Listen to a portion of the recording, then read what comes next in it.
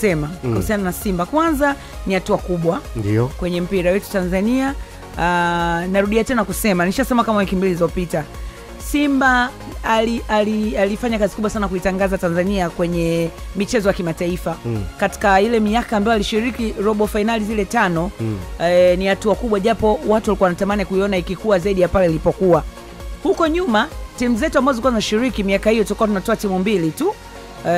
Zamani huko tulikuwa tunatoa timu 2 na mara nyingi walikuwa washiriki ni Simba na Yanga. Kuna msimu ambao Yanga hakushiriki, aliingia Azam, lakini pia hatukufanya vizuri sana, maana tulikuwa tunaanzia kwenye hatua ya makundi. Unaanzia ile hatua ya awali kabisa, tunakutana zile timu za kutoka huku kanda wa Djibouti, Somalia, Malawi kule tunajipigia pigia mpaka wakati fulani Mrisho Ngasa akawa mfungaji bora kwa hatua ile za awali, alikuwa na magoli mengi. Baadaye sasa kadri ambavyo timu zilikuwa zinakuwa kwa kusajili wachezaji wenye yani talanta zaidi, maana sisi tuna wachezaji lakini kuna watu wanakuwa wamekuzidi, wakawa wanapata nafasi ya kusogea. Sasa Simba alikuwa amefikia kwenye hatua nzuri ya robo finali ambapo hakuna timu katika michuano ya klabu bingwa ilikuwa imefika kwa upande wa Tanzania. Yanga naye msimu ambao aliibuka na kufanya vizuri akaifika hatua ya finali, kanuni za mashindano zikamuondoa, lakini pia naye amejitahidi kwa upande wake. Lakini Simba tunaitazama sasa, kwa sababu kutoka kwenye hatua ya robo finali ni hatua ya nusu finali. Hatua ya nusu finali isiishie kwenye finali, ni matokeo zaidi. Simba akibeba kombe la shirikisho barani Afrika, Tanzania tutazungumzwa sana katika swala la michezo, na imani kabisa kwamba watu wengi watakuwa wanatamani sasa kuja Tanzania, hata na wao kuja kucheza soka ili kupata maisha, kwa sababu wanajua sasa ni timu ambazo zimejipambanua kwa namna hiyo, na uwekezaji na imani utakuwa mkubwa sana, kwa sababu ni timu yenye mafanikio, kwa kila mtu anatamani kuweka pesa yake ili kupata mafanikio zaidi. Lakini napofika kwenye swala hili la uwakilisho wa kimataifa, huwa bado tuna zile mambo zetu za Simba na utani wa jadi. Basi utani wa jadi tuonyeshe kwenye vitu vizito vya msingi. Mimi natamani kama msimu huu huyu angekuwa amefika finali, huyu kafika finali. Yaani hapa hata tukitaniana, tukitoana kasoro, lakini usiwezi kumtoa kasoro mwenzako ambaye amepiga hatua moja juu. Umenielewa sijui? Yani iwe chachu kwa watani wao. Haiwezi kuwa. Watajua wenyewe. Lakini mwenzako anapopiga hatua nyingine mbele, kwa sababu hivi vilabu mimi nasema kuimba kupokezana. Misimu 4 mwenzako anafanya vizuri au 3, kujua kabisa misimu 3 inayofuata wewe utakaa chini, mwenzako atanyanyuka. Kwani mwaka ambao Simba alikuwa anafika hiyo hatua ya robo finali, si ndio alikuwa anachukua ubingwa? Sikachukua mara 4 mfululizo. Yes. Mwenzake alikuwa wapi? Alikuwa bado alianza na ile na kina Mwenyezaela ya bakuli, baadaye alipokuja kuingia tajiri mwenyewe akaingiza miguu yote, akabadilisha mfumo wa uendeshaji, ndio angalau unaona saizi wamesimama. Kwa hiyo wakubali, kataa, angalia mwenzako alifika hatua gani, amewekeza, amesajili. Jana tulikuwa na mechi ya pale KMC na Nation, nikamwambia Nation, na narudia tena kusema Janja Zawa kwangu mimi ndio namuona MVP kwa msimu huu 2024-2025 kwangu mimi. Kama mtu atanipinga kwa hoja zake, kutokana na uwezo, lakini vitu ambavyo anakupa. Umenielewa? Moja kati ya usajili bora sana ambao Simba wameweza kufanya msimu ni kwa yule mchezaji. Hata na vile vimeo vingine, tunamshukuru Mungu tu kwa ushiriki wao. Lakini Janja Zawa ni mchezaji mzuri ambaye anaibeba Simba, na dirisha dogo amekuja kumuingiza Elia Mpazo japo maji ya jioni, lakini kuliko Feitoto. Feitoto si atu. Unajua Fei tunamzungumza angekuwa kwenye peak. Timu yake haiwania hata ubingwa. Timu yake, ngoja niseme kitu kimoja. Unajua hatuwezi kuizungumza timu ambayo haiko kwenye ile race ya ubingwa. Si umenielewa? Wao wanashindana na Singida kuiwania nafasi ya 3 na nafasi ya 4. Lakini huku juu ni ndio wawakilishi wawili hao. Labda pengine yatokea kutokea. Sawa, Feitoto hayuko sehemu sahihi. Lakini yeye yukoje? Yani kinachotokea ni Francis ni kwamba mchezaji ambaye timu yake haiko, yani Azam leo hii ingekuwa kwenye ile race ya pale juu, yani wangezungumzwa sana wachezaji wa Azam, lakini hawapo. Sasa tunaachaje kumzungumza Janja Zawa tukamzungumze Fei? Tunaachaje? Yani tutakuwa hatutendei haki mpira. Mtu ambaye anaweka, unamuona anaweka, ana provide kitu. Fei na timu yake wameenda kwenye kombe lile la muungano tu. Muungano. Wewe nilikwambia muungano tu. leo hatuwezi, lazima tuzungumze watu ambao kwenye peak.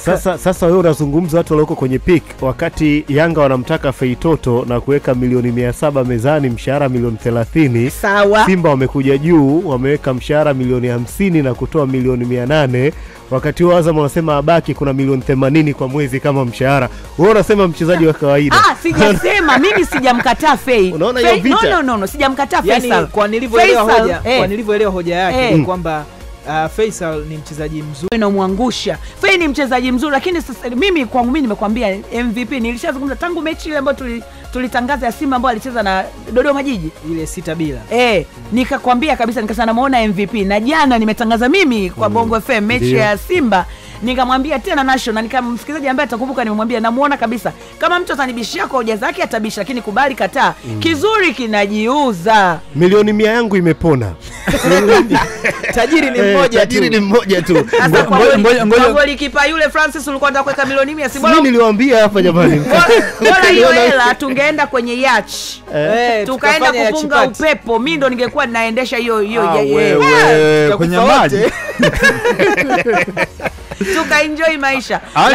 Lakini mimi nilikuwa namalizia sentence yangu ni kwamba Simba tunawadai kombe.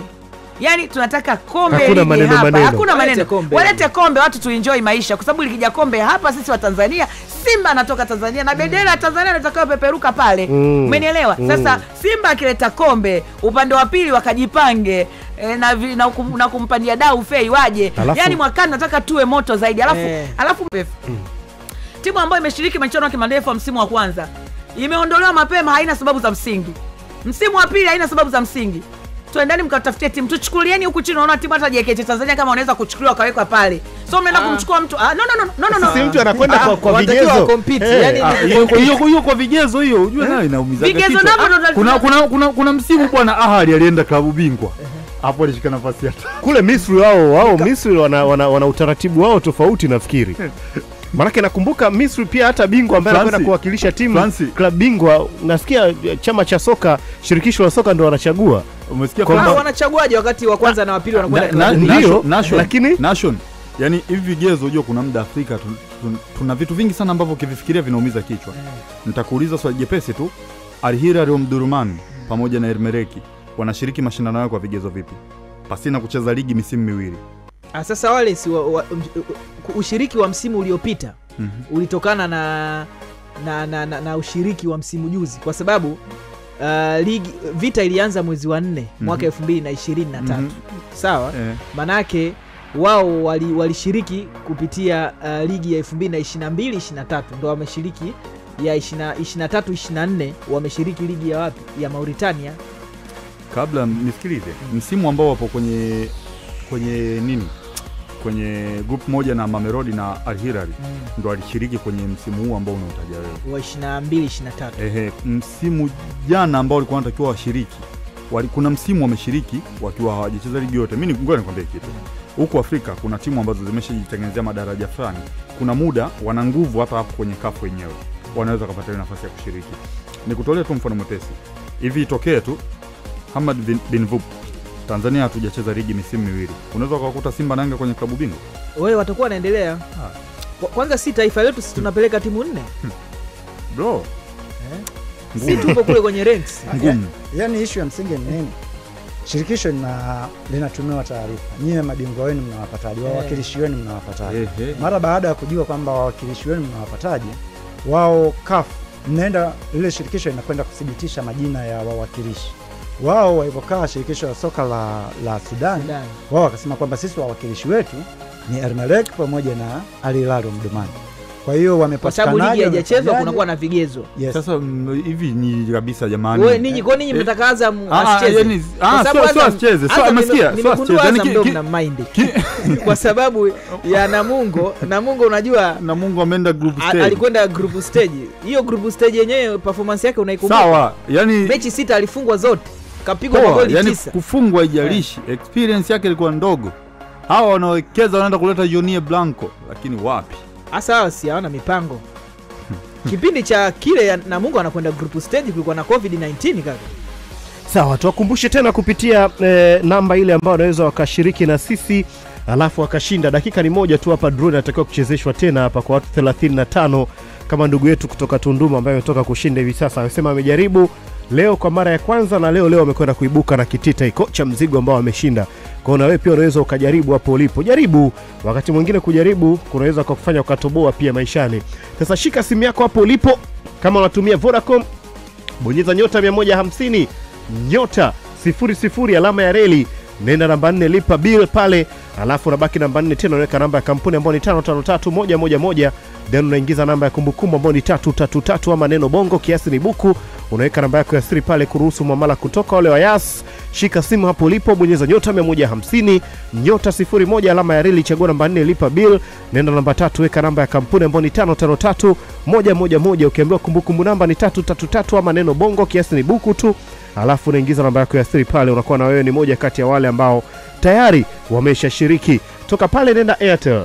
Shika simu hapo ulipo, bonyeza nyota 150 nyota 60 alama ya reli, bonyeza namba 5 lipa bill, bonyeza namba 4 weka namba ya kampuni ambayo ni 553111, utaingiza namba ya kumbukumbu ambayo ni 333 ama neno bongo, kiasi ni buku, alafu unaweka namba yako ya siri pale, mambo yanakuwa mazuri kweli kweli. Halotel ni nyota 150 nyota 88 alama ya reli, chagua namba 4 lipa bill, nenda namba 4 tena weka namba ya biashara ambayo ni 553111, unaweka kumbukumbu namba ambayo ni 333 ama neno bongo, kiasi ni buku tu, alafu mwisho wa siku unaingiza namba ya siri pale, unakuwa na wewe ni moja kati ya wale ambao wameshiriki. Unasubiria tu simu ya rehema hapo kuona namna gani ambavyo unaweza kuipokea. Na ukicheza usiweke simu mbali.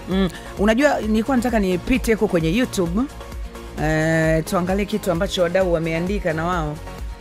Sasa naona hii mashukuru mageni tena national. Yaani nisaidie bwana. Unajua vitu vingine Sunila ameniangalia jicho la ubaya. Ubwela. Naona message yaziji tena. Huko kitu gani kimetokea? Tupitie na SMS wakati ule muda wetu wa draw ndio umekaribia. Yes, wazungu hapa. Sema za national fonti zake hizo. Fonti dogo dogo sana. Enoch Edward anasema anapata vizuri sana Bongo FM. Ali Salimu atacheza tu kwa lazima. Maoni yangu mimi naomba hii haya sawa. Tamwambia Francis Mwani. Huyu anasema Mau Breeze, urasimu ubabe na uongozi mbovu ndio unasababisha yote haya. Yeye maombi yake ni kwamba bodi wajiuzuru. Nicholas Simon Henry wakatoro Geita, binafsi naona tusiwape pressure Simba, kwani mpaka wanafikia hapa hakuna aliyetegemea kuwa watafika. Wakileta kombe itakuwa vizuri, lakini wasipoleta hapo ni sawa tu. Hussein Balozi wa Ilemi, nyota wa mchezo, ubingwa haikuwa malengo ya Simba msimu huu, ila kwa hapa walipofikia Watanzania wana Simba tunatamani ubingwa uje, tunawadai. Christopher Mandoba, tuko pamoja mpaka tamati kipindi cha Bongo FM. Justin Mkandala wa CDT Kahama, kuidai Simba kombe hapana, unless tungekuwa tumesajili kwa kuvunja mikataba ya wachezaji, hapo sawa, maana hatuna kikosi bora, tuwatembelea nyota ya Fadlu Davis. Sheki, huyo ni Justin Mkandala. Sheki Alois Sheki haya sema Rema nangu na kuona umependeza kweli, mchambuzi wa majini Emmanuel Mwayombo mbona simuoni?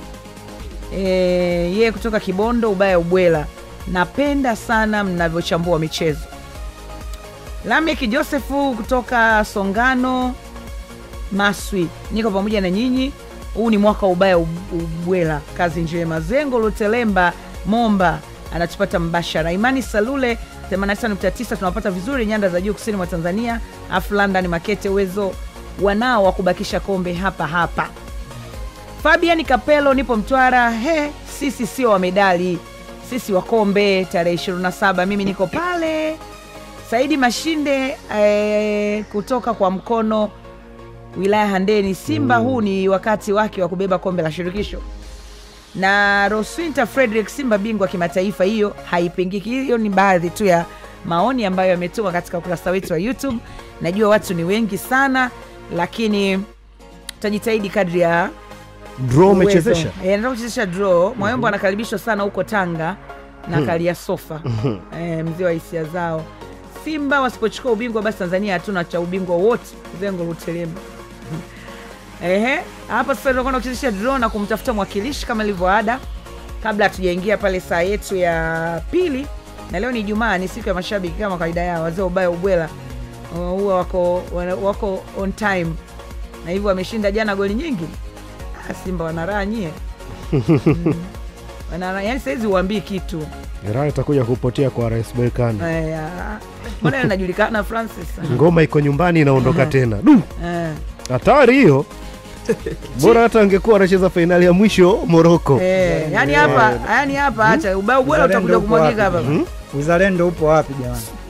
Tino Mchomoko kutoka Masaki Kisarawe anasema, Rehema, mimi ni shahidi wa kauli yako ya jana kuswa kwenye line habari za jioni. Mimi naitwa Rehema nangu, hapa ni Bongo FM.